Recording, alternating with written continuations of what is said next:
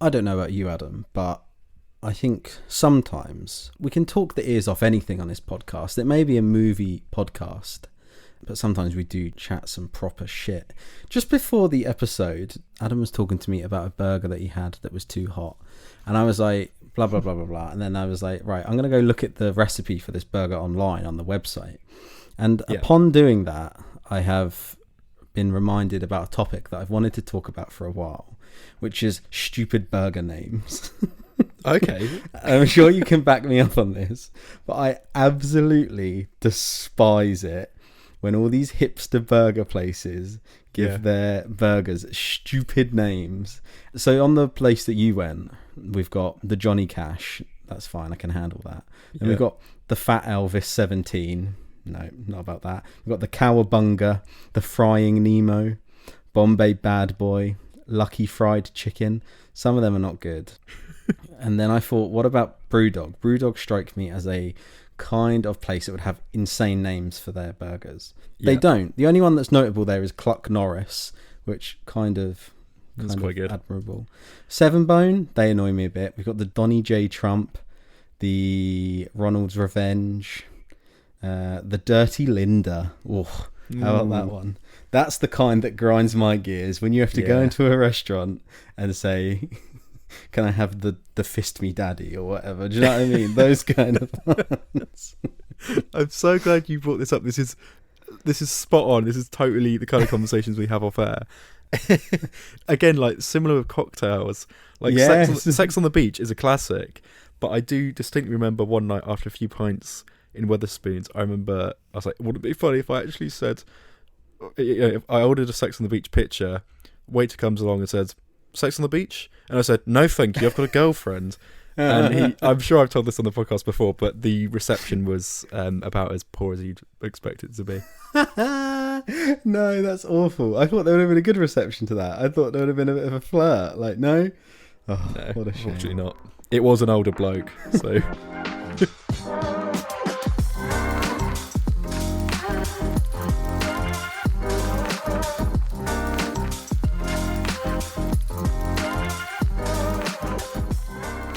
Hello and welcome to episode 70 of Movie On Up with your hosts, me, Alfie Walker.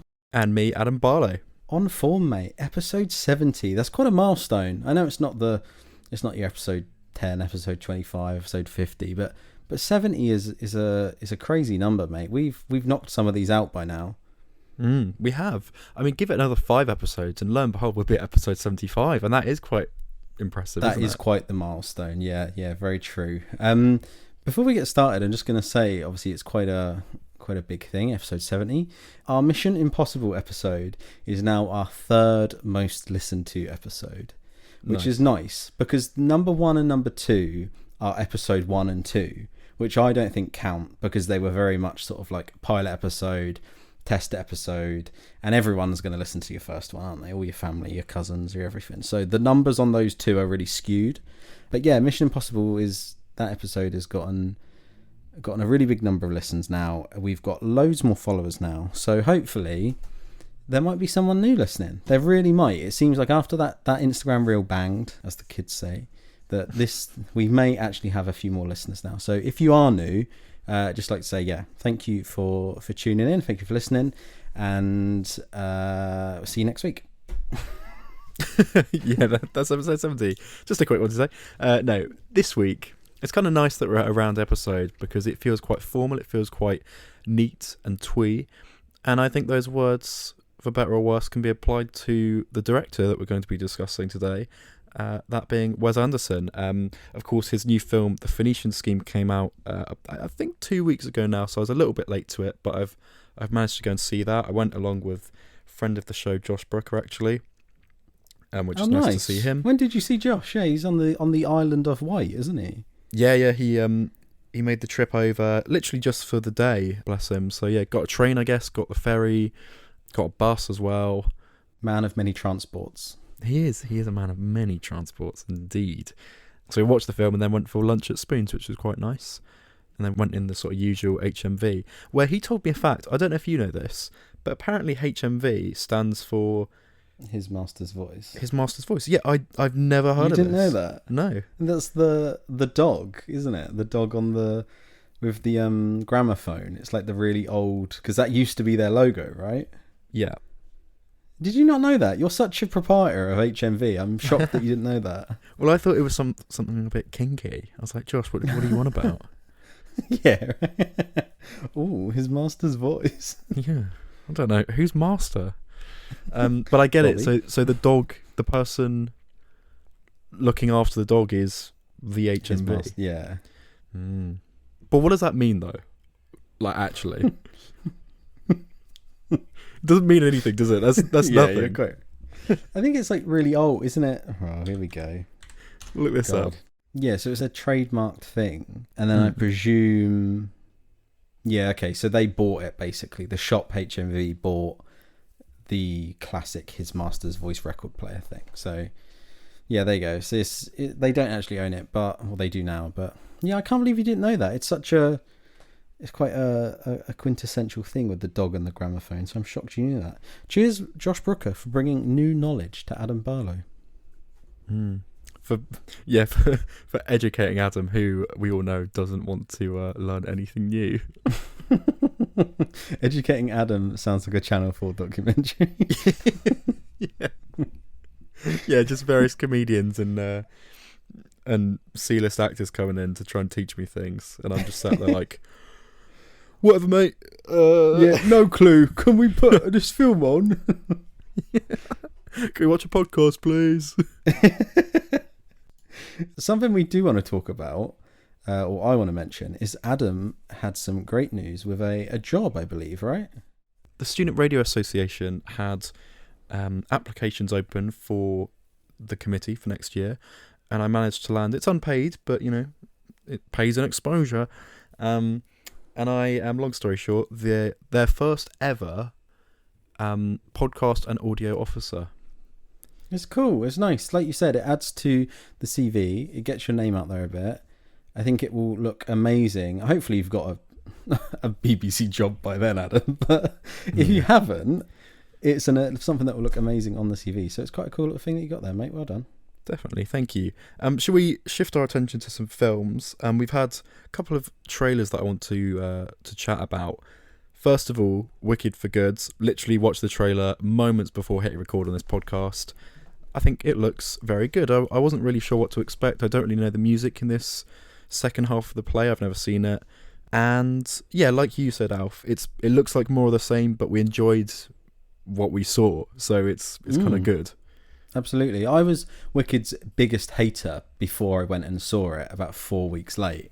And after seeing it, I mean, yeah, it's excellent, and I couldn't praise it enough, really. And I think it's honestly one of the best films from last year, which is a nice sort of surprise, I think, because it's sort of seen as quite commercial and that. But no, absolutely, it is one of my favourites from last year. The trailer for the Wicked for Good looks great, and yeah, like I said, a bit of the same. They got some shots in there of like Dorothy and Wizard of Oz sort of classic stuff, and obviously recreate that. Bit of Jonathan Bailey in there, front and centre as he should be. It looks really good. I'm quite excited for it. Yeah, I don't want to keep bringing it up, but I will.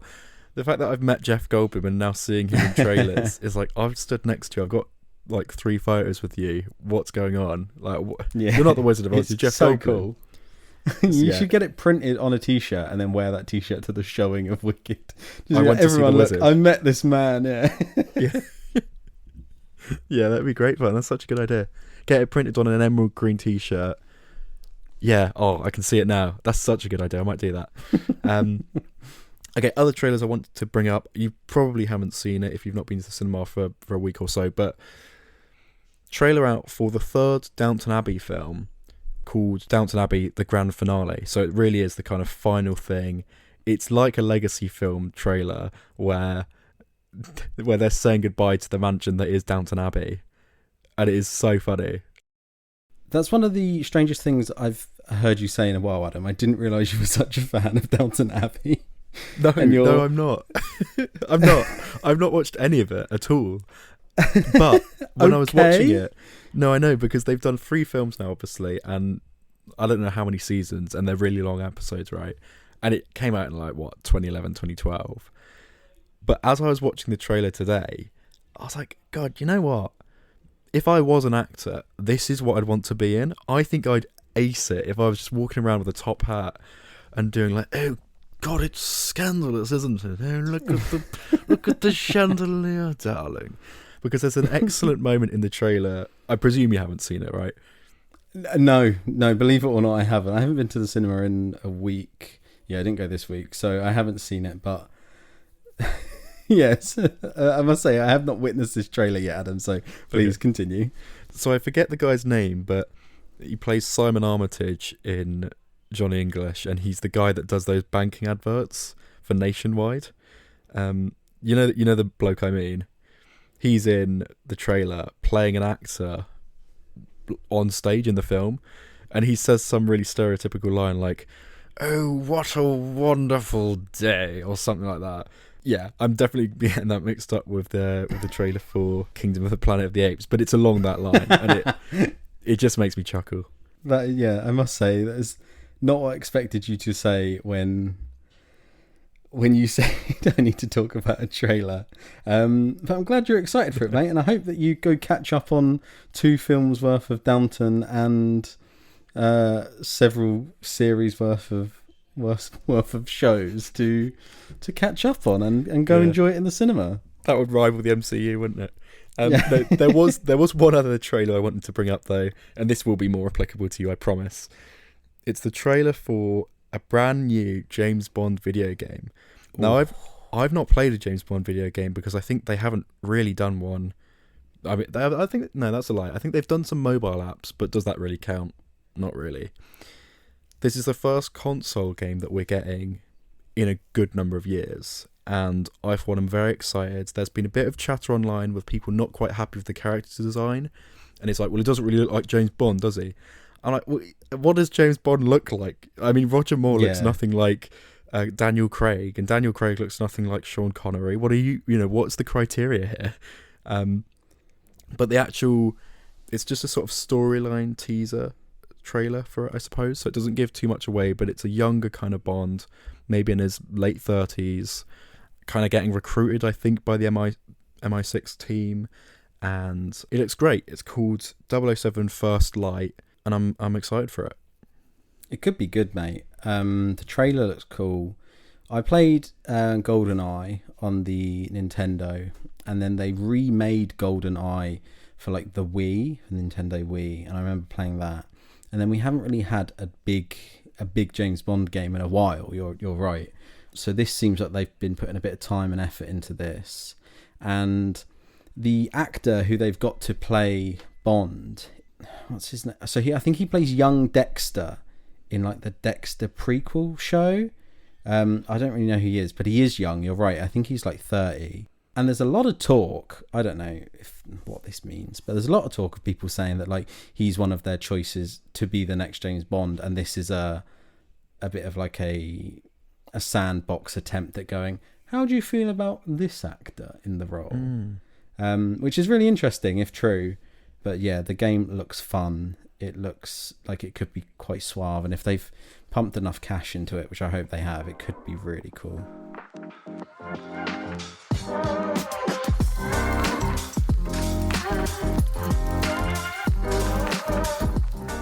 Adam Barlow made his way to the cinema, as he said, to see 2 different films this week. The newest release being The Salt Path, based on a book about a couple who I believe walked the coast of England. My granddad bigged up this book to me and said, wow, this book's really, really good. In fact, I think I bought him it for Christmas, and he said how great it was. I'm presuming you haven't read the book, but you did go see the film, Adam. Yeah, so you're quite right. It's about a sort of middle-aged couple, or couple maybe later in their life, who, as you say, went on this really long walk. And I'm just looking up here. The Salt Path, the title. It's the southwest coast path in England, which goes across Devon, Cornwall, Somerset and Dorset. So I've grown up in Dorset, and a lot of the shots in the film, although I don't think it was shot in Dorset, it's more shot in Cornwall and Somerset. Those coastal images and those stunning fields and the cliff tops, that's a very familiar sight to me. So I think I will just say, where some people might get a lot of enjoyment out of this film for seeing scenery like that, I think in a way I've become a little bit immune to it. So I was kind of watching it like, yeah, it's very nice, but I'm not blown away. Seen that a by lot. it. Yeah, absolutely. So I will just say that, but there's something that you can appreciate there. If you've never really been to that part of the country before, then it really does do a good job of transporting you there.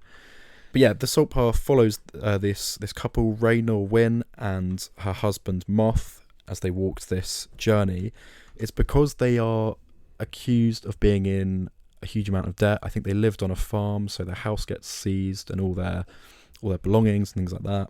They sort of get caught up in the kind of bureaucracy of, oh, well, you didn't hand in this letter on time, you've not signed this, and there's just lots of little technicalities which just seem really, really anal, to be honest, and really irritating that this is kind of ruins the life of these two people. And in the film, they have a daughter and a son, both at kind of a university. I think one's moving away to Croatia and one is, just in uni elsewhere in the UK, I suppose. So that's the kind of setup for the film. The house gets seized and they're like, right, what are we going to do? There's is it bailiffs? Yeah, I guess that's the term. They're banging on the door. They're like, you're wasting our time. Open up the door. Come on. We need to take this house. You're violating this code. And they're like, right, let's just walk. It'll give us time to think and it'll give us something to do. God knows we haven't got anywhere to stay. So set off on this walk. And then through flashbacks, you also find, you can kind of tell that Moth is having trouble walking. And you find out that he's got this condition that's abbreviated to CBD, which has got nothing to do with those cannabis supplements or vapes or anything. It's CBD, which is a kind of an arthritis adjacent, very rare disease that is life-threatening and is a terminal illness. So it will slowly affect your mind and your memory and your cognitive abilities, basically. And that's what Moth is suffering with in this film. So they're walking and enjoying the scenery and kind of reminiscing on their lives, meeting random people, the UK public, some people really posh and pompous, and they're doing the walk for fun and they're pacing through, they're like, no, sorry, we haven't got time to stop for a cup of tea, we've got to be in, we've got to be in Devon by 0800 hours, and then you've got other folks that are, clearly having a tough time. They bump into, at one point, a young girl who is seemingly being abused by a boyfriend or by a friend, and they're like, well, just join us for a bit, come on the walk, clear your mind, work out what you want to do. And she's also homeless herself, and they end up giving her some money. So it's kind of a very sweet story of how, even in really tough times, the UK public and the kind of niceness and politeness and friendliness, I suppose, of the general public can really be there to support you, which is, there's a lot of these films, and I would say there's maybe 5 or 6 a year that are really British, and it's often got some ex-Harry Potter actor in it, in this case Jason Isaacs, and it's always very British, very sort of humble and a little bit twee, and it's a very simple story. I mean, we had the Pilgrimage of Harold Fry, or the Unlikely Pilgrimage of Harold Fry, that was it. We had The Duke, we had Phantom of the Open, the kind of films I'm talking about. Yeah, absolutely, yeah. It's sort of perfect for sitting down with the family on a Sunday afternoon and you can put it on. The Olivia Colman one, the Sean. Oh yes, yeah, Wicked Little Letters. Yeah, and the other Olivia Colman one, the cinema one. Yeah. Oh yes, the Sam There's Mendes all these one. sort of quaint. Yeah, I see exactly what you mean. And they come along and they're like not ginormous box office whams, but yeah, they're sort of like quaint British things that you go to the cinema and watch, or watch on the family when they're finally on Netflix.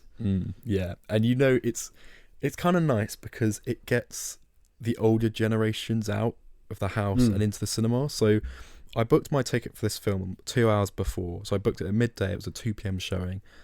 Booked my tickets, and at the time that it was me and maybe 10 other folks in this showing, and it's a fairly smaller screening room, but it's got the 3 beds at the front, which is, as I always think, it's just asking for trouble, isn't it? That sort of thing. Thankfully, there's no shenanigans there, not with the age of the average age of my audience. But what struck me was when I went and sat down in the cinema, they clearly sold a lot of tickets on the door in person, because it was like 8 care homes had just decided to come out for a day trip to see this film. It was absolutely full. I think there was 2 empty seats. So I took my seat next to 2 other elderly couples, and I was like, my goodness, I've brought the average age down by about 30 years. It was ridiculous. But it was lovely, and it was heartwarming to see, that community out in the cinema, because I'm like, yeah. And I was watching the trailers that they played before. Some of them, namely the Downton Abbey one, that made sense. But then you had the trailer for the Police Squad reboot, the Naked Gun one with Liam Neeson, which got a chuckle. And then there was a really random trailer they played as well that was like, no one in this screening room is interested in this film, and I can't remember what it was. Oh yeah, Jurassic World Rebirth, that was it. I'm like, no one here is seeing this film. I would put money on it. You could just kind of tell they're all groaning when a dinosaur popped up. They're like, oh, because it's in their living memory, isn't it? So they're like, they didn't look like that. Yeah. But no, bless them. Enough ageist jokes. It was nice. It was lovely to be sat in that group of people, and it made me feel quite self-righteous, I suppose, for broadening my cinematic horizons and taking the time to watch this film. Unfortunately, I found this to be quite dull. When you've got, I didn't even mention, Gillian Anderson plays Ray, and it's Jason Isaacs playing her husband. That's a very solid, dependable cast, right? It's basically those 2, and then a couple of fleeting appearances from actors I didn't know, but it's those 2 front and center for the whole film. From the description, you would think this film is 90 minutes, an hour and 40. It's just shy of 2 hours, which I think is just too long, and especially for the narrative it's telling, because with one of the characters having this terminal illness, at least in my mind, I was expecting there to be a third act moment where the illness really gets him, and something serious happens, or worse still, he dies. And I guess spoilers for the Salt Path, but that doesn't happen. So I was sort of waiting this whole film on the edge of my seat, really kind of waiting for that moment to happen. I'm like, well, I only know this film's ending when that happens, and it doesn't come. So I was left feeling a little bit unsatisfied. But I mean, it is based on a true story. It's based on a memoir, right? So I get they can't just lie. And actually, it ends on quite a nice point, though. It ends on an upbeat note. Yeah. But as a result, there kind of isn't really that much of an arc. Yeah, I think that works for a book, a memoir, but that doesn't work for a film. Because as much as you can say this film, is written or directed in a certain way to not do certain things, you still expect a sort of 3-act structure with an arc and a resolution, and either a happy or a sad one, don't you? Like, that's just how a film works. So I think that works for a book, but that's interesting that it doesn't necessarily work that way as a film. Yeah, that's exactly it, and it is wonderfully acted, don't get me wrong, and it's it's in a fantastic, beautiful environment, but it's a film that's kind of just about celebrating that location and the power of going outside, which I think is just a little bit too thin of a point to make. There is a little bit about him somehow recovering almost or overcoming this disease, because the final kind of when they do like the captions at the end of these true stories, and it's like this was years ago, and they're still walking to this day. And bless him, fair play to him. He's still about, he's still alive and living with this CBD condition. And I suppose that is lovely and wonderful and nice for a book, as you say. But to me, it just kind of lacked any texture within the film. Kind of where they are at the beginning is more or less where they are at the end. I mean, obviously they've actually walked somewhere. They've just been on a walk, yeah. Yeah. And it's a bit geographically they're in a different place, but yeah, exactly. Yeah, I mean, it's almost to the point where I'm like, not to discredit the book at all, or this couple's journey, because it's inspiring and it's lovely that they've managed to stick by each other. And there's moments in here where Moth's like, you should have married someone else, you should have left me, take me back to the shop and get a new one. That kind of really self-critical, just self-loathing and just feeling useless and feeling like, God, I've got nothing to offer here. We've got no money. We've lost the house. I can't move properly, and it's only going to get worse. That, there's all this going on. And then you've got Ray, who's like, we've abandoned our kids. Like, they're out there in the world. We can't protect them. We can't oversee what they're doing. We're not getting an income very easily. So there are all these struggles. But ultimately, I don't know if it's that well explored. And considering you had 2 hours to do it, which I think is a generous runtime to give a film like this, because it is shot with like slow motion shots and sweeping angles of birds flying over cliffs, and it's just that, and them looking up into the sky, obviously not looking at an actual bird, but they're like, wow, it's a bird, or like, wow, look at that field, it's pretty.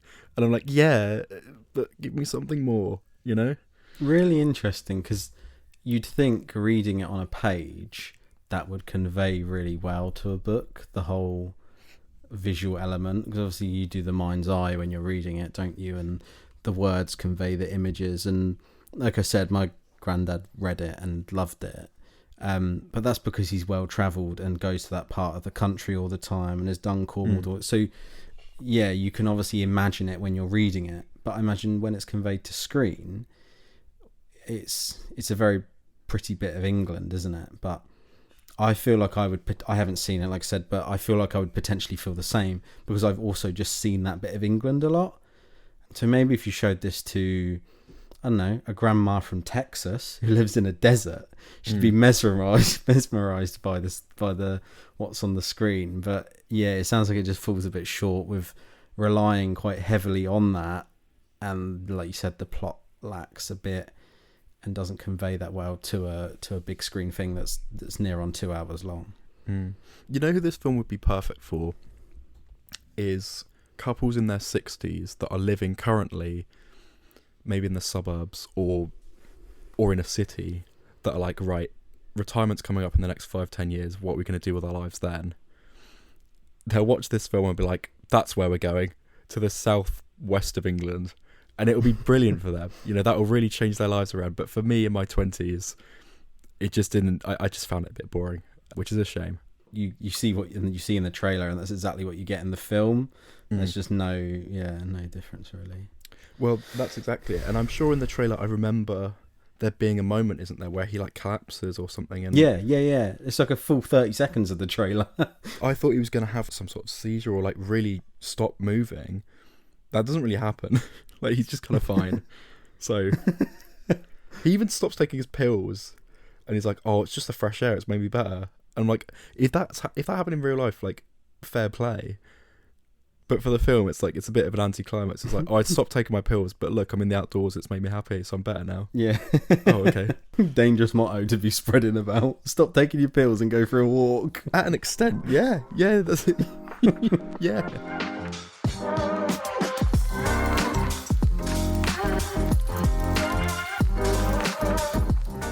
Adam's got another review for us now. We're going to hear Adam's review of the Phoenician Scheme, and then we're going to spin off of that and talk a bit more widely about Wes Anderson. A long time coming, I think. We've done a couple of other little chats about other directors. Nolan. Yorgos Lanthimos. Yeah, we've done a couple like that. Talked a bit about Quentin Tarantino as well. But yeah, we're going to speak a bit about Wes Anderson as a whole, and how we feel about his films. But yeah, to start, let's hear about his newest one, Adam. So the Phoenician Scheme has a runtime of an hour and 45 minutes, which I think is fair enough for a film like this. It's a comedy, espionage, adventure film, I suppose. And it stars front and centre Benicio del Toro, who plays a character called Jar Jar Gorda, basically an extremely wealthy, sort of rambunctious, heavyweight businessman who has, loads of influence, but also loads of critics who are trying to assassinate him. So this film opens with him in a plane, and apparently it's sort of a bit of a joke in the film. He's had like 6 plane crashes in his life that are all apparently like, very mysterious, but it's obviously people trying to take him out. So this film opens, which for a Wes Anderson film really caught me off guard, with quite an alarming bit of violence, really. This plane explodes, and this poor bloke sat at the back of the plane is just in half, and there's blood splattered all up the wall. It's quite violent. I'm like, oh my god, okay. It's this sort of film. In a cartoonish way, or in a cartoonish way, yeah. But it just really, it's a bit of a jump scare. I was like, gosh, I wasn't expecting that. And then I lived the rest of the film in fear of something else really violent happening. But I had to remember, like, well, it's not a Tarantino film. I'm probably in safe hands. But yeah, just a little warning if you are squeamish. The first scene is a bit of a, bit of a shock to the system. So Benicio del Toro in this film, front and center. You've then got Mia Threppleton playing one of his children, although there's a bit of a mystery in there about actually is he the father. But she plays an aspiring nun called Sister Liesel, I think is how you pronounce it. You've also got other, classic Wes Anderson supporting cast in there. Tom Hanks, Bill Murray, Bryan Cranston, Willem Dafoe, of course. You've got Benedict Cumberbatch in there. All the usuals then, definitely. Yeah, Rupert Friend, Riz Ahmed, Jeffrey Wright, Richard Ayoade's in there, and Michael Cera as well for the first time. Michael Cera absolutely steals the show. He plays a character called Bjorn Lund, who is brought on as a tutor and an expert in insects and bugs. So he's doing these lectures for Jar Jar Gorda and I suppose his daughter as well. And he has the most daft accent in this film, and it's brilliant because every sentence he says gets a laugh out of me. He was so funny and perfectly fitted the world of a Wes Anderson film. So he's there like, well, now would be a perfect time for another lesson about all the insects, and it's less German than that, but Michael Cera does it better than me. Okay, I don't think I can warrant adding him to the A-list star because I just didn't really get that. Which is, of course, the point of the A-list star. We point of the A-list star, yeah, of everyone there, and we've stuck to that rule. But yeah, Michael Cera's brilliant. Tom Hanks and Bryan Cranston is a bit of a duo in this film as well, and they're both very funny. So it's kind of a classic Wes Anderson outing, really, and it basically revolves around the Phoenician Scheme, the title of the film, which is a way of Jar Jar Gorda basically taking control of this country called Phoenicia and kind of doing these huge projects that are all interconnected and will allow him to massively benefit finance-wise from this country. So he's building a dam, he's building a train station and a railway. He's also kind of deliberately making there be a famine in the country, and all these interconnected things that are giving him loads of control, and at the drop of a hat he can change one input and the whole output switches to benefit him, right? I'm not going to explain the plot any more than that because I can't. It's, as you know, if you've seen anything from Wes Anderson, every plot he does is stupidly convoluted and a little bit over the top. Everything's woven together really intricately and in a fascinating way, but in a way that I half the time can't understand. So that's the main premise of the film. Offbeat writing as usual, shot obviously in with symmetrical, gorgeous kind of cardboard cutout locations. There's a moment where they go to a jungle which is particularly lush. There's also a moment where they go to a desert and I'm like, is this just Asteroid City 2? And yeah, just every location he shoots, and the staging and the framing, every sequence he does is really nice. I'm a big fan of his shooting style. I know some people are like, well, come on mate, do something different, but actually I'm like, no one else is doing this, so Wes Anderson may as well do it because he does it perfectly, right? But unfortunately, I just can't get over how convoluted the plot is, and I think it's similar to the Grand Budapest Hotel in terms of how globetrotting it is. But this one, for whatever reason, I just really couldn't get my head around it. It's a lot to do with like shares and, oh well, we need to trick them into thinking he's giving more money to the business than they are, so that he'll double this, and numbers will go up here and numbers will go down there. And I really switched off. So I'd say about half an hour, about a third of the way into this film, I really had sort of left my concentration at the door, if I'm honest. That's early to lose as well. Yeah, that's tough. It then became a sort of series of, comedic, but ultimately emotionless, and it felt like the scenes didn't really mean anything because I didn't really know what they were trying to mean, if that makes sense.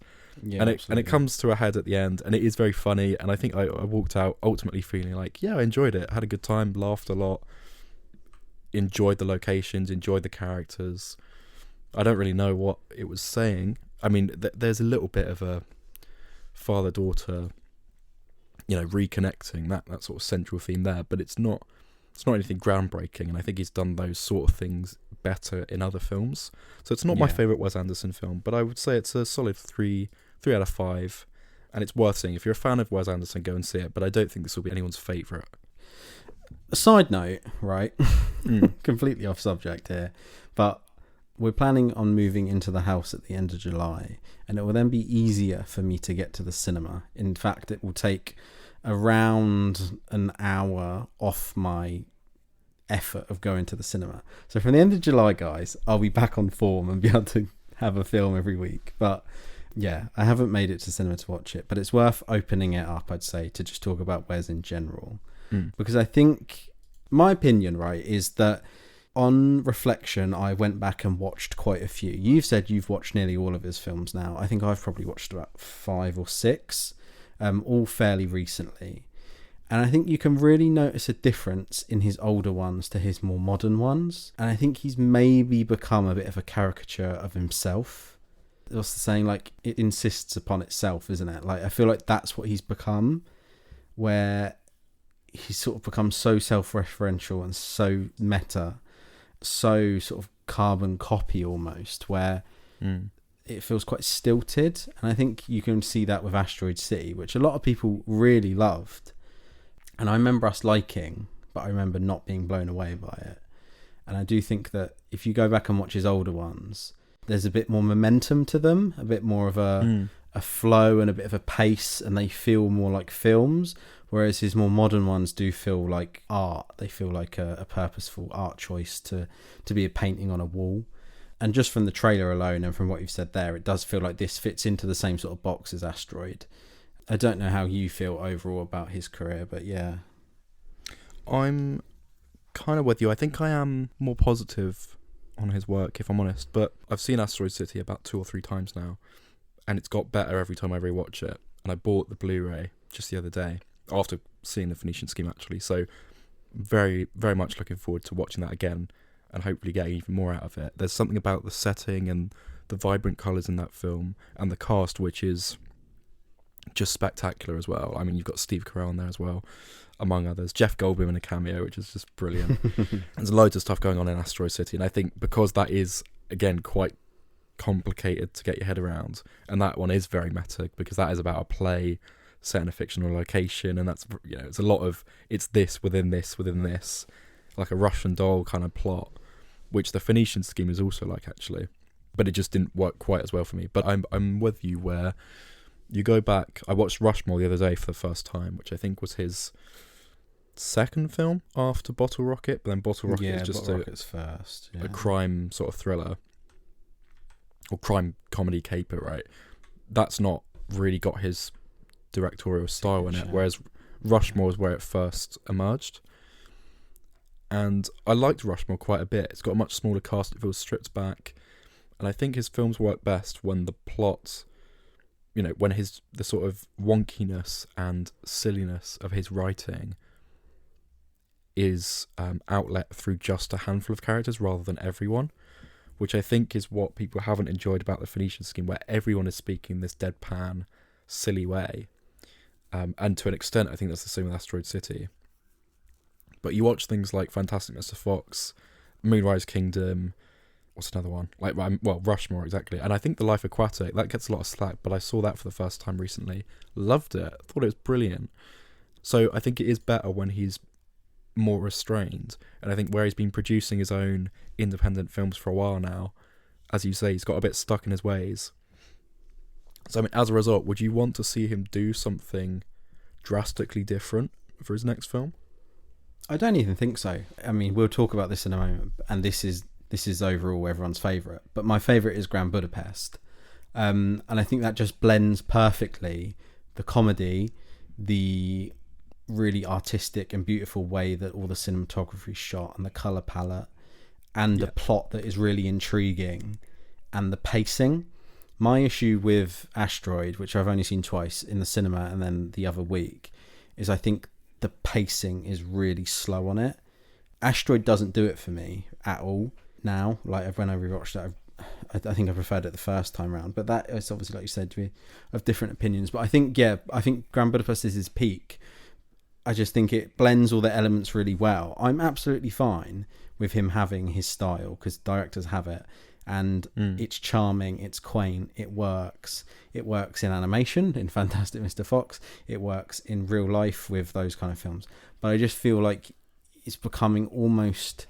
it just becomes a parody of itself almost. I think... Have you seen the Netflix short ones, the Roald Dahl ones that he did? The Henry Sugar and that kind of thing? Yeah. And they were... I mean, he got his first Oscar for the... Was it the Henry Sugar one, I think? Yeah, Henry Sugar, I think. That was brilliant. And that had Benedict Cumberbatch, wasn't it? So yeah, he has worked with him before. That I really liked. And I think a lot of people were like, oh, okay, this is what Wes Anderson needs to do more of. And it's kind of hard to pinpoint exactly why that works and the Phoenician Scheme doesn't. But there is something, to be said for the emotional... it might be runtime as well. You're right, it might be runtime, yeah. Because I remember Asteroid is long. I've sat in the cinema watching that with you, and I thought, this is long. And at home, it doesn't feel as long, because as much as it shouldn't, you go pause it and make a cup of tea and that, don't you? But Asteroid was long, and I think that's my issue. I think maybe I can deal with it in smaller doses, like the Henry Sugar ones. Or then you're saying that, but I imagine Grand Budapest probably 2 hours, isn't it? I'd like to watch more and pinpoint exactly what it is that I want from it, but I just feel like it's become almost a commentary of itself. Have you seen Isle of Dogs, French Dispatch? Those two, have you seen them? Yeah, love Isle of Dogs. I watched that for the first time the other day as well. Isle of Dogs. I went in a bit wary, because I was like, Fantastic Mr. Fox for me is up there, top 3 if not his best. I just think that particularly really works. So I was like, right, his other animation, his sort of, the one that's less talked about, came out in 2018. I just missed it, I think, because it's not really a children's film per se, although it's animated. I remember looking at it when I was young, and I would have been probably 14, 15 years old, and I think I was looking at it like, well, there's other better animations out at the time. Like the Lego movies were probably around that time, weren't they? So yeah, I had my interest elsewhere, But going back and revisiting it, really enjoyed it. I thought it was very funny and that I think has a great emotional core, which is lacking from things like the Phoenician Scheme. And I will admit it's lacking from Asteroid City and the French Dispatch as well. So you got to take them on a sort of 50-50, take each one as they come, I suppose, as to whether or not you're a fan of his work. I think his style really lends to animation, because I think Fantastic Mr. Fox is genuinely regarded as like one of the best animated films. It's often recited as like, this is great for a modern animation. And I think Isle of Dogs is really good too. Obviously it's stop motion animation. I think his style really lends itself to that, because that's just the way animated films are. They hold frame, don't they, and are quite 2D. So I think that's where maybe it it then is difficult to transfer into real life, where these real life films feel, like you said, like stage plays, like Asteroid City is. But from the trailer alone, the Phoenician Scheme feels exactly the same as Asteroid, with the almost stage play, like where it feels so 2D. You know, I'm just thinking now, as we're talking about his whole filmography and kind of the timeline, you can kind of pinpoint where he must have had a realization after doing Fantastic Mr. Fox, like, okay, people love this and how it's shot and how symmetrical it is and how beautiful the backgrounds are. And I guess he resisted it a little bit for Moonrise Kingdom. Moonrise, yeah, that's what I was about to say. He went fully for it with Grand Budapest, which worked wonderfully. And then I think he hasn't really switched it up since. So then after that, he did... was it Isle of Dogs which that? It works for, yeah. And then French Dispatch, which personally I don't like. Yeah. I don't like French Dispatch. Then I think since then he hasn't really picked up again. Although, again, Asteroid City for me is an outlier, but I'm well aware that's a bit of a divisive one. So it's interesting, isn't it? I think you're right, though. I think you can really see. I've just clicked on like the IMDb, and you can really see, like you've said there, I think Fantastic Mr. Fox is where it hit off, and I think he became like a well-known name at that point. And then he's gone, okay, this is what people want. Moonrise, yeah, is slightly less so, but then you get Grand Budapest, Isle of Dogs, French Dispatch, Asteroid City, the Henry Sugar stuff, and then, yeah, Phoenician Scheme, where it's so much more prevalent. And it's interesting to see what he does next, because it does make you wonder what way he'll go. I'd like to watch, like I said, let me go through them while we're here. So yeah, I've seen the Henry Sugar stuff, Asteroid, French Dispatch, Isle of Dogs, Grand Budapest, Moonrise, Fantastic Mr. Fox, and then Steve Zissou. I haven't seen anything else. Have you seen Darjeeling Limited? Yeah, that for me it's a bit of an underdog for a lot of people. I really didn't get along with it though. It's just really tonally all over the place, and I found it a bit boring as well. So that one's not for me. Yeah. I suppose, is it a good segue to talk about our favourites and our least favourites, seeing as that was the BQ this week? Absolutely, yeah. What was it this week, Adam? It was The Big Question. That was piss poor, mate. Go again. The Big Question this week was... Lovely. What's your favourite Wes Anderson film? So we've got some results. Let's reel off some of the listeners' thoughts, and then we'll say our sort of favourite and our least favourite. So I got a couple of responses. Josh Brooker replied, I'm sure he replied to yours as well. He said Asteroid City. And then Ellen from my old workplace said Moonrise Kingdom. And then Justin, my old art teacher, who I get along with, he said he loves Isle of Dogs. What about your responses, Adam? Cool. So I've got... so Lenny said, definitely Fantastic Mr. Fox. It is absolutely fantastic. And then I think Jose said Fantastic Mr. Fox as well. Yeah. I've got a few other results here. Fantastic Mr. Fox, obviously number one, but the Grand Budapest Hotel has a special place in my heart.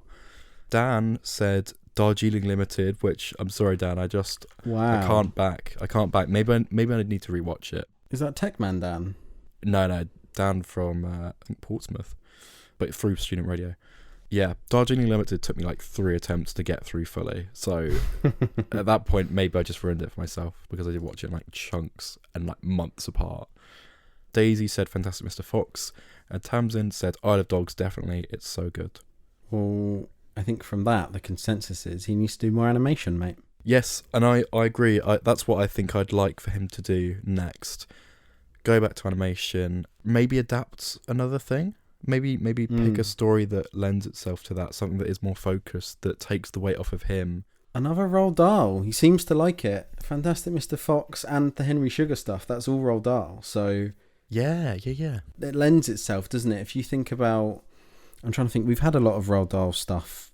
Has been, or obviously Charlie and Chocolate Factory is, The Witches is. I don't think they've ever done an adaptation of The Twits. I don't think that's ever been done, and that's a hugely popular Roald Dahl book.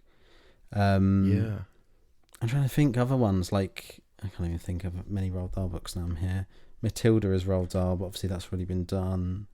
I agree. I think animation is the way. And that aside, isn't it cool that a director can do phenomenal animation and phenomenal actual films? I think that's an incredibly... It's a skill to have, isn't it? To be able to do both, and both are fantastic.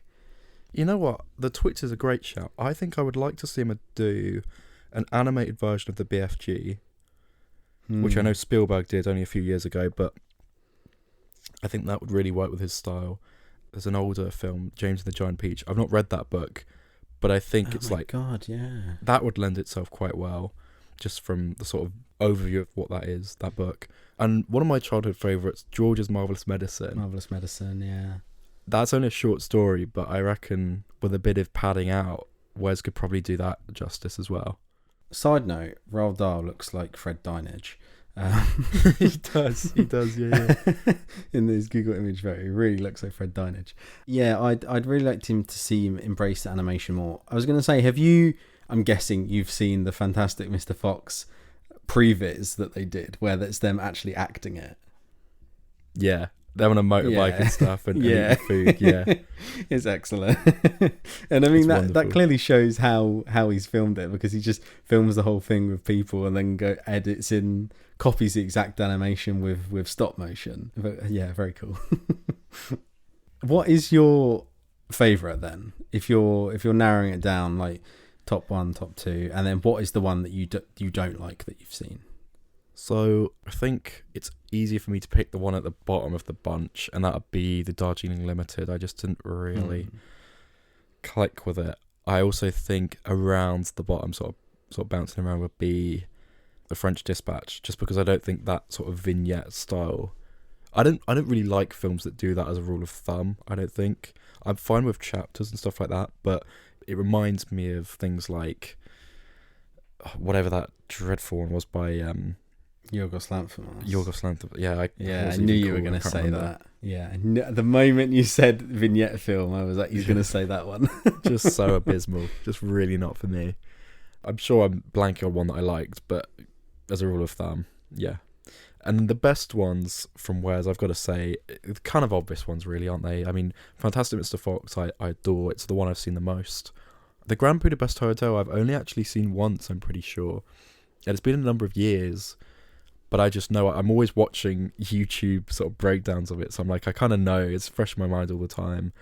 It's talked about so much, and it's the definitive Wes Anderson film, I think, for many. It is, yeah. It's the one that's approachable, I think, for people who aren't into that kind of film as well. Like, my parents would not watch Asteroid City or any of those kind of films, but I said to them, watch Grand Budapest, because it's just such a...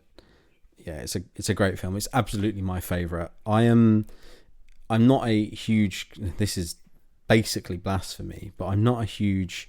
Of recent years, a particularly big collector of physical media, just because I don't have anywhere to put it.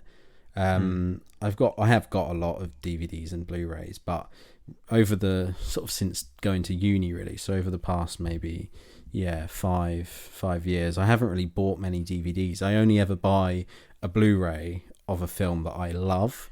So I've got a Blu-ray of Substance. I've got Jaws, obviously Jurassic Park, those kind of films.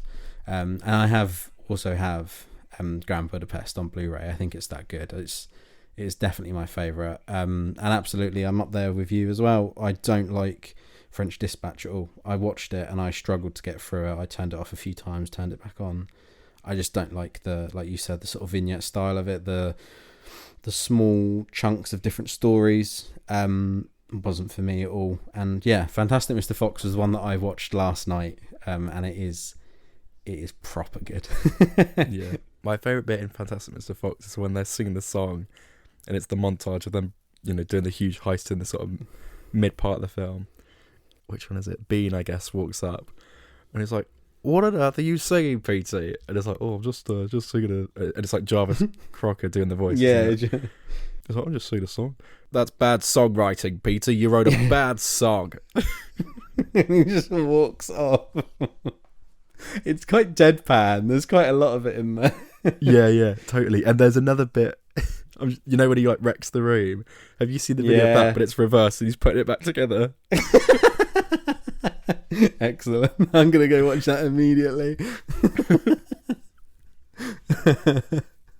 It's funny as well. I was watching it last night and it is like laugh out loud funny. It's really good.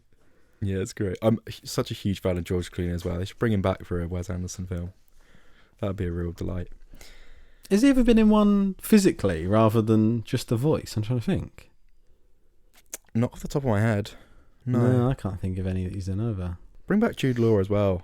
He was great. Yeah, he's in Grand Budapest, isn't he? Yeah. He's got his favourites though, hasn't he? You can tell when he goes to them all the time.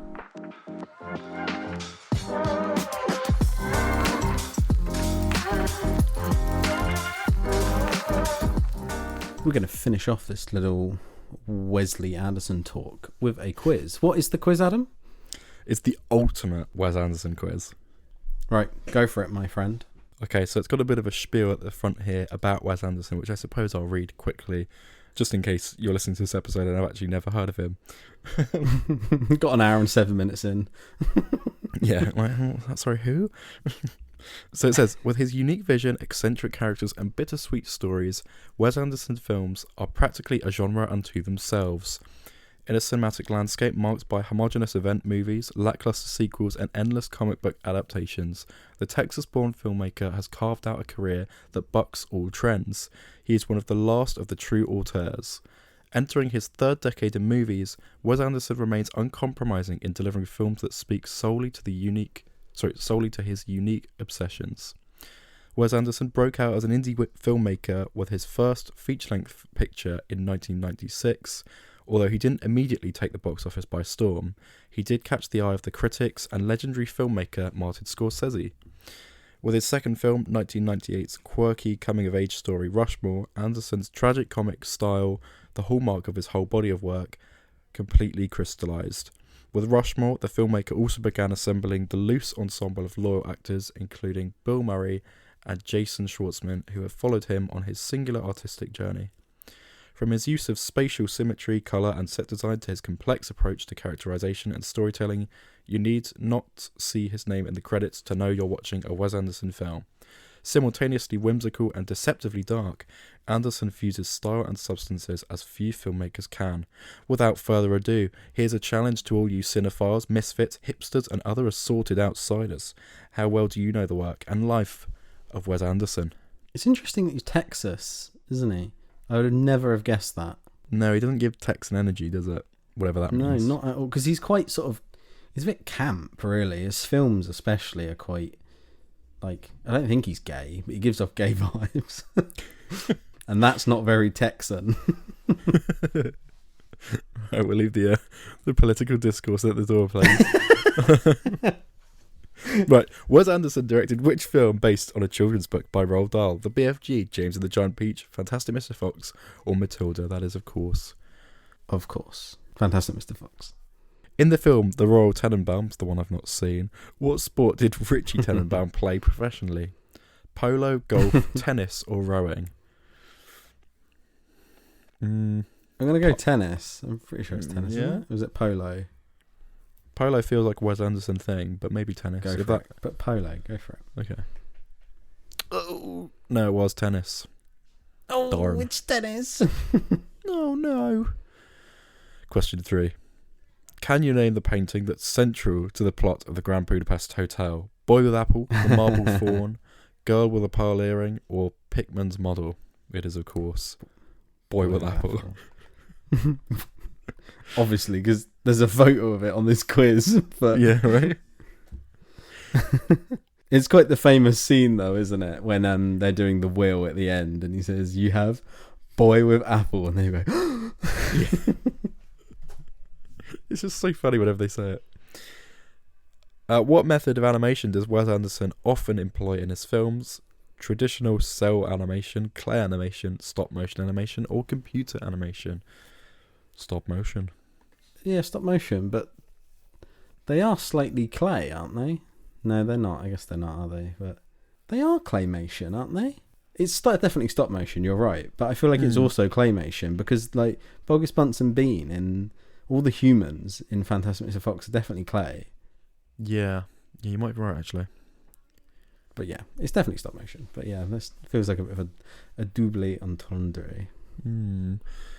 What species of man-eating sea life devoured Steve Zissou's partner Esteban? Is it a giant octopus, a Humboldt squid, a jaguar shark, or a great white shark? Again, they've got a picture of it. I mean, I know it's a fictional animal, I presume it is. But the jaguar shark, which in the film, have you seen it? It's bloody massive. Yes. Yeah, it's a weird. I watched that in the cinema, and what's the fear of like underwater structures? Yeah, it's like submechanophobia or whatever. I experienced that, like a fear of the ocean and stuff, when that was on the screen in the cinema. Like, it was absolutely terrifying. Like, I felt really uncomfortable. I was like, my God, please be this in the film. Only one of Wes Anderson's films has been nominated for an Academy Award for Best Picture so far. Can you name it? Moonrise Kingdom, The Royal Tenenbaums, The Grand Budapest Hotel, or The Darjeeling Limited? It's Grand Budapest. Yes, that's right. In which Wes Anderson movie does Bill Murray not appear? Moonrise Kingdom, Bottle Rocket, The Grand Budapest Hotel, or The Isle of Dogs? I cannot remember his role in... He's definitely in Isle of Dogs. I think he has a cameo in Moonrise Kingdom. Oh, no, he's the dad of the daughter in Moonrise Kingdom, so yeah. The Grand Budapest Hotel. I can't remember him being in Grand Budapest, right? It's probably Bottle Rocket, right? That's his first film. Yeah. I don't think he could have got Bill Murray for his first film. I don't know. We'll go with that. No, William Murray. I don't think he could either. Yeah, Bottle Rocket, yeah. I don't remember him in Grand Budapest, though. No, never do. In The Life Aquatic with Steve Zissou, Belafonte crewman Pele sings Portuguese versions of songs by which iconic rocker? Elton John, Elvis Presley, David Bowie, or Bruce Springsteen? One for you here, my man. I haven't seen Steve Aquatic, Life Aquatic with Steve Zissou in a while. Who's your favourite singer, though? David Bowie. Is it Bowie, really? It's basically a David Bowie biopic, my guy. Rewatch it.